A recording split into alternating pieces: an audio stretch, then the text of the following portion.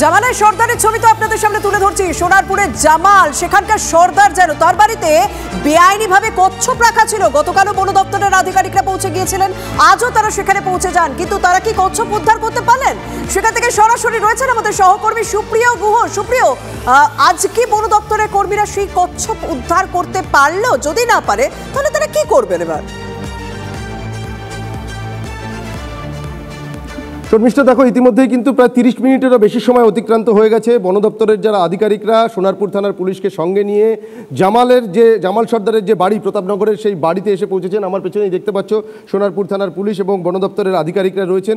তারা জামালের বাড়ির ভেতরে এখনও পর্যন্ত প্রবেশ করতে পারেনি এবং গতকাল রাতেও যখন বন দপ্তরের আধিকারিকরা এসেছিলেন, তারা প্রায় 2 থেকে আড়াই ঘন্টা তার বাড়ির বাইরে গেটের সামনে অপেক্ষা করেছিলেন। তার কারণ তার বাড়িতে ঢোকার যে মূল প্রবেশ পথ, সেই গেটে তালা দেওয়া রয়েছে ভেতর থেকে, যার দরুন গতকালও বন দপ্তরের আধিকারিকরা ঢুকতে পারেননি। কিন্তু তারপর তারা আজ ফের কিছু সময় আগে আবারও এই প্রতাপনগরে জামালের যে প্রাসাদ, সেই প্রাসাদে এসে পৌঁছেছেন, যাতে তার ভেতরে থাকা যে জলাশয় রয়েছে বা যে বাঁধানো পুকুর রয়েছে, সেই পুকুরের ভেতরে যে দুটি কচ্ছপ পুষে রেখেছিলেন জামাল, সেই কচ্ছপ পোষা সম্পূর্ণভাবে কিন্তু বেআইনি, এমনটাই কিন্তু আমরা এখনও পর্যন্ত বন দপ্তরের তরফ থেকে জানতে পারছি।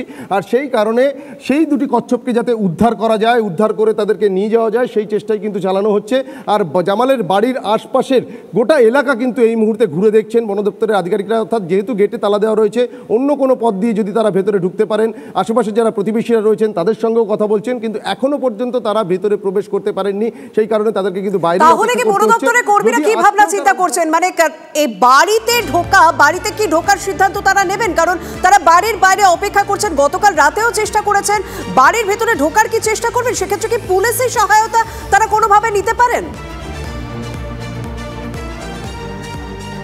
দেখো, পুলিশকে সঙ্গে নিয়েই কিন্তু তারা এসছেন এবং গতকাল তারা এসে ফিরে যেতে হয়েছে তাদেরকে। আজকেও যদি তাদের ফিরে যেতে হয়, এর পরবর্তীতে যে ওয়াইল্ড লাইফ যে অ্যাক্ট রয়েছে, সেই অ্যাক্ট অনুযায়ী তাদের যা পরবর্তী যে করণীয় বা আইন অনুযায়ী তারা যা পদক্ষেপ নেওয়ার, সেই পদক্ষেপই নেবেন। তবে এখনও পর্যন্ত তারা চেষ্টা করছেন যাতে কোনোভাবে বাড়ির ভেতরে প্রবেশ করা যায়। তবে এখনও পর্যন্ত তাদের কিন্তু সেই প্রক্রিয়া সম্পন্ন হয়নি। আর সেই কারণেই আশপাশের যারা প্রতিবেশীরা রয়েছেন তাদের সঙ্গে কথা বলছেন, বা এই বাড়ির কোনো সদস্য কোথাও আছে কিনা সেটা খোঁজ করে দেখার চেষ্টা করছেন। তবে যদি তারা না পারেন, পরবর্তীতে আইন অনুযায়ী যে পদক্ষেপ, সেই পদক্ষেপই কিন্তু বন দপ্তরের আধিকারিকরা নেবে। শর্মিষ্ঠা, ধন্যবাদ।